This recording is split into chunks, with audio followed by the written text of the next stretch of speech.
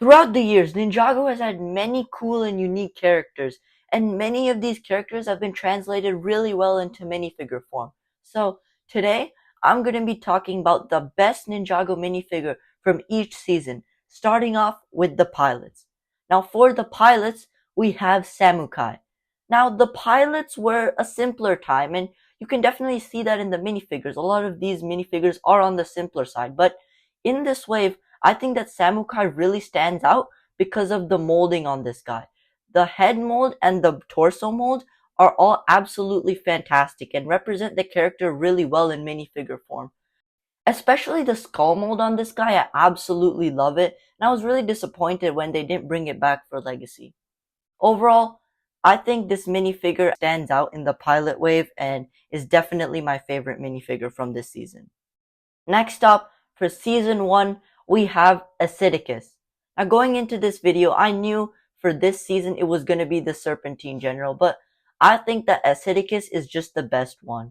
Now I may be biased because green is my favorite color, but I just love the light green scales going down his torso, surrounded by the red scales. I also think that they printed the teeth and his horns on his head really well, and the two eyes definitely give this guy a really cool look. Of course, I also love the iconic snake tail piece, and overall, I think as a whole, this minifigure deserves to be called the best minifigure of Season 1. Moving on, with Season 2, we have the iconic Golden Lloyd.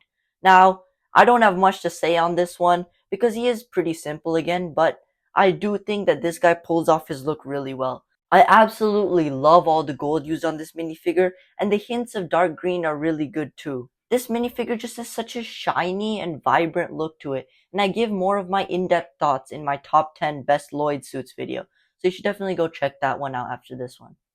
Overall, this one was a super special minifigure to get back in 2013, and I think it's definitely the best minifigure of Season 2. Continuing down the list, with Season 3, we have the Overlord. Now, the Overlord did come in Season 2, but I think it was a bit weird, and this one definitely is much better. I love the golden armor and how it goes throughout the torso and even into the legs piece.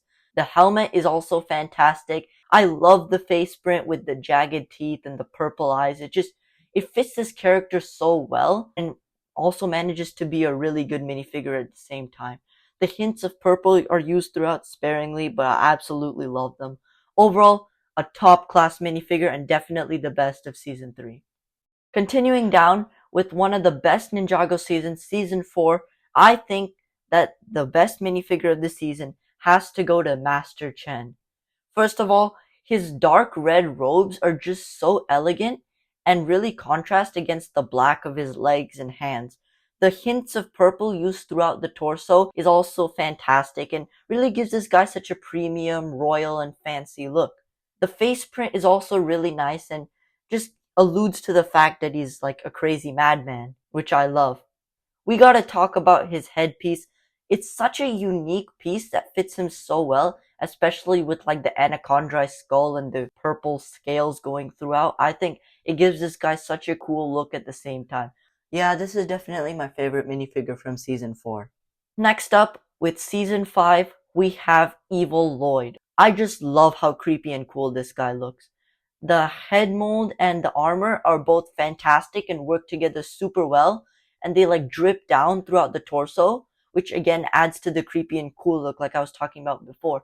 The dark green robes used throughout the body with the hints of black are also fantastic and I absolutely love them. Also, the face print with the pale green and the dark green surrounding the eyes just adds to the creepy feel of this minifigure. I know I've been saying the word creepy a lot, but that's just what this minifigure is. It's really creepy and it fits its purpose really well. So that's why I'm going to be putting it at the top of Season 5. Next up, for Season 6, we have Dog Shank. Now, I know this is kind of unfair because Dog Shank is a big fig, but I love all the orange and green used on it. They use just the right shade of green so that it contrasts with the orange without like mixing in or looking too bland. I also love the big horn thing on their armor, and the blue face print just contrasts really well with the whole suit. This minifigure is absolutely jacked. It looks really bulky. Overall, the printing isn't too bad either, and I think this minifigure is definitely the best minifigure from Season 6. Alright, continuing down the list, we have Day of the Departed. Now, for this special, a lot of the minifigures were just straight up copied from earlier seasons, and there are really few like actually new minifigures except for the ninja suits. But I think my favorite minifigure from this season has to be the new version of Pythor. Now, Pythor has come in like two waves before this, but I think this one is his best version yet, just because of how simple it is. Previous versions of Pythor have gone for a lot of detail, and while those are all pretty good minifigures, I think this one's just the best. White is definitely the main color here, but there are touches of purple, especially on the head and torso, and I think they make this minifigure look really good. And especially with the white hands and all white tail, this gives this guy such a stealthy look, and I think this is definitely the best Pythor we've gotten so far. Next up, we have Season 7. And for Season 7, I was kind of split between two minifigures for this one. The Two Hands of Time, Crux and Acronix. But I think finally, I'm going to have to give it to Acronix by a hair.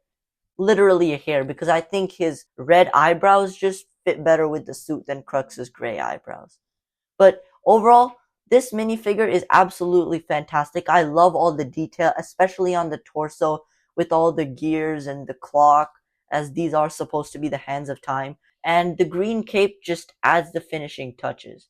Oh, and I forgot to talk about the mask, but that's amazing also, and I love the printing on it.